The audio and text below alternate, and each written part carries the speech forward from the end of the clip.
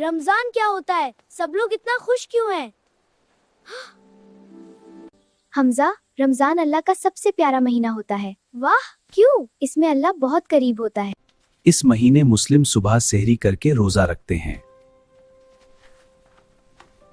और दिन भर अल्लाह को याद करते और नमाज पढ़ते हैं।